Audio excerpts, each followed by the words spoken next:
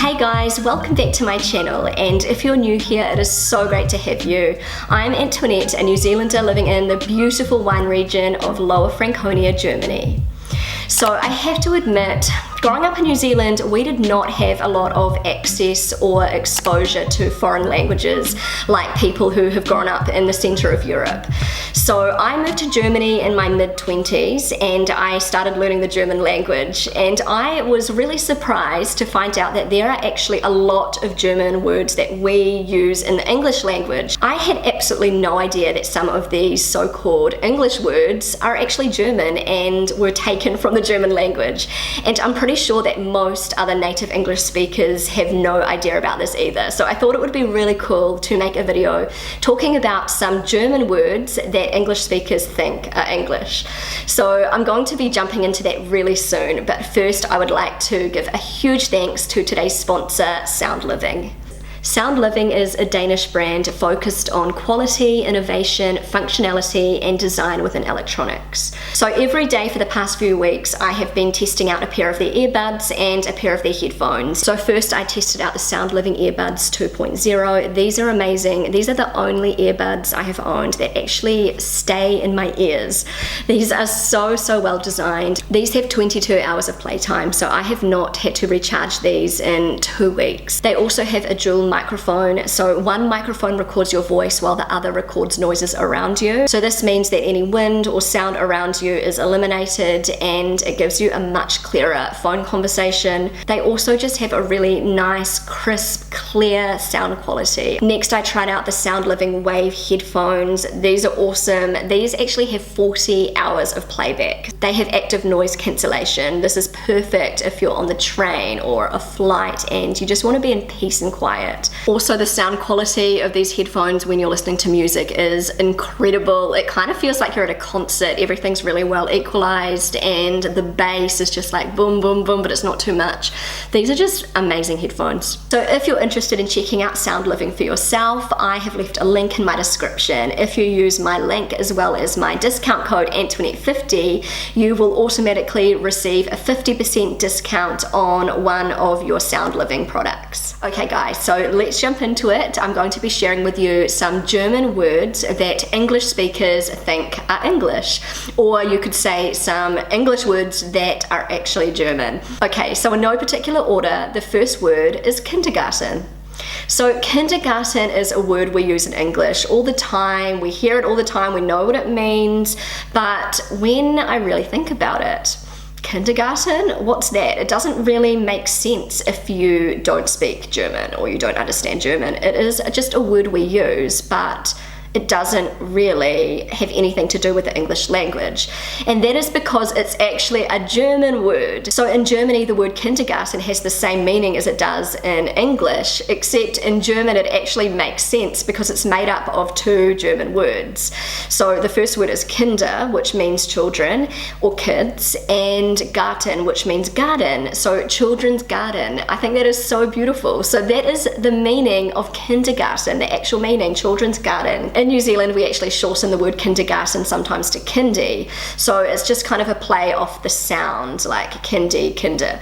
But we actually don't know the meaning, so it doesn't really make sense. So in Germany, if you say the word kindy, Germans will have no idea what you're talking about because it doesn't really make sense to them. Yes, it kind of rhymes, but kinder is a word of its own, and so is Garten, and that's why kindergarten is called kindergarten. Okay, so the next word is angst. At least that's how I say it in my New Zealand accent. So in English, angst means that you're worried about something, that you have a bit of anxiety with something, and this actually comes from the German word Angst. And in German, Angst means scared, that you're scared. They do have similar meanings, but they're not entirely the same. So this word has definitely been taken, stolen from the German language. And obviously the pronunciation is quite different. So angst and Angst, a little bit different. And depending on where you live, what English speaking country you live in, it's pronounced a little bit different, you know, depending on the accent, but I say angst. Okay, so this next word is one that is not super popular in the English language, but it is one that you will hear being used sometimes, and that is the word kaput. In Germany, this is a word that is used all the time. Kaput means broken, and it is spelt slightly different, and it has the same meaning.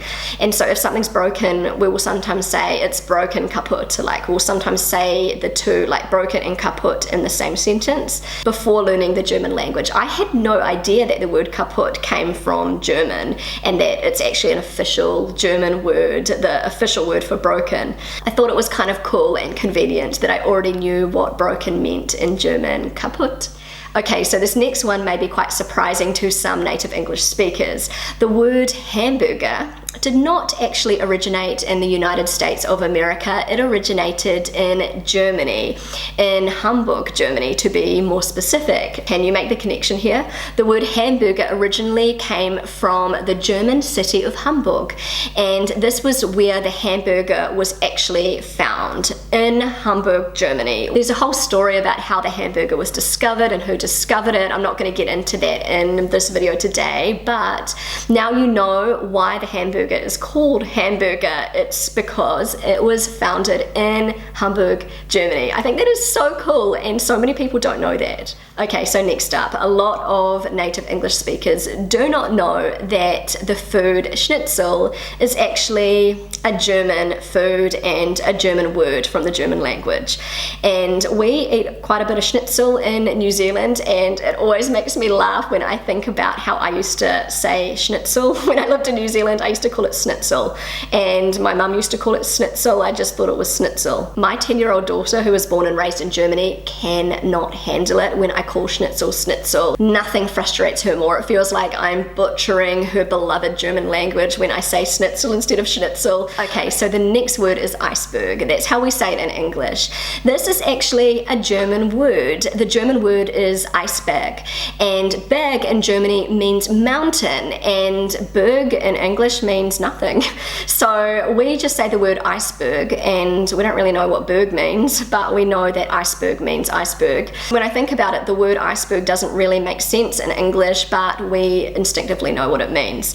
And in German, it actually has a proper meaning, Iceberg. It's spelt a little bit differently in German, E-I-S, the German way, but it has the exact same meaning. Iceberg is basically just a word we have stolen from the German language, or adopted, you could say, and changed around a little bit to suit the English language. Okay, so last but not least, this is actually two words we use in English, which has been stolen from one German word, which is Applestrudel. In English, at least in Kiwi English, we say Applestrudel. So we all know what apple is, but strudel, what's that? Strudel is not an English word unless you're referring to apple strudel. So in German, the word strudel actually means swirl, which makes sense because an apple strudel or an Apfelstrudel is a swirly shaped pastry with apple. So it totally makes sense now. A strudel is a twirl. I don't know why we don't call it an apple twirl. I guess it just doesn't sound as exotic as apple strudel. I just find language so fascinating, and I know that there are so many other English words that are actually German,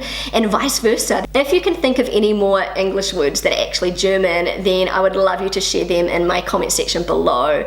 Thank you so much to Sound Living for kindly sponsoring this video today. If you use the link in my description as well as my discount code Antoinette50, you will receive access to a 50% discount on one of your Sound Living products. Thank you so much for watching, guys. If you enjoyed this video, then don't forget to give it a big thumbs up. I would love you to consider subscribing to my channel if you haven't already. Feel free to connect with me on Instagram, and I will see you again really soon. Bye!